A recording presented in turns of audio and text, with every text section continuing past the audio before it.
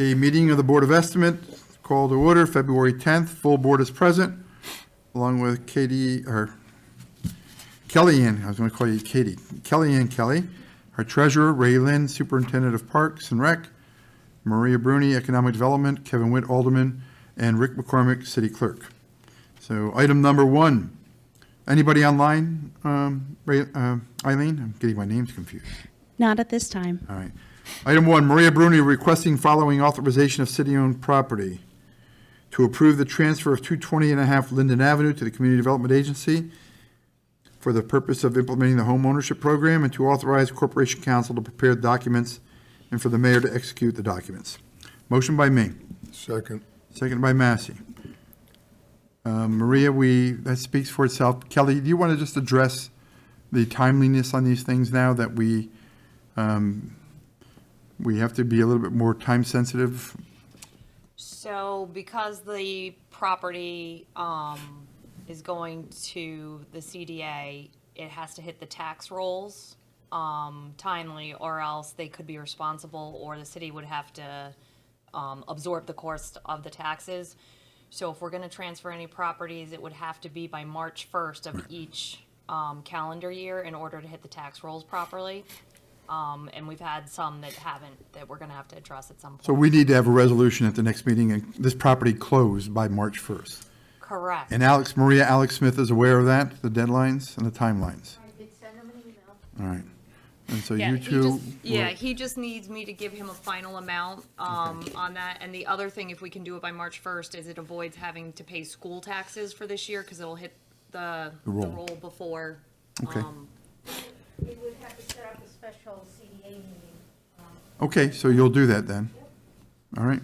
Is just this property? No, all properties. We're having, there's an overlap with some properties. We actually pay taxes on properties that we own that are not used for city purposes.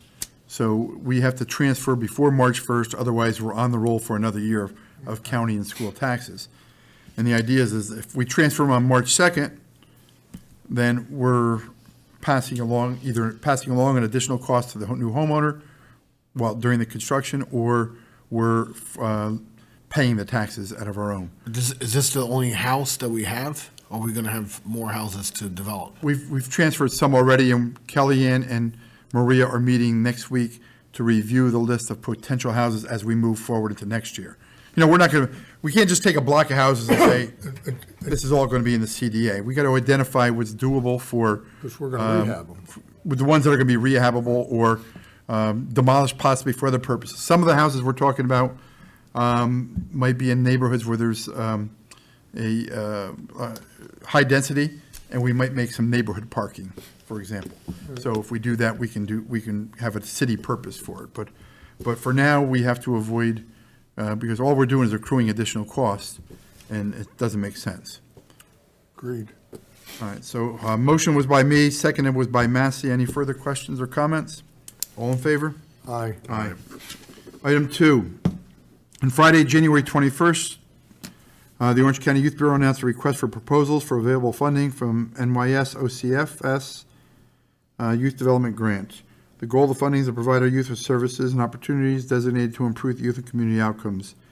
Middletown Recreation Department will be applying for that funding. In order to apply for the available funding, the following is required.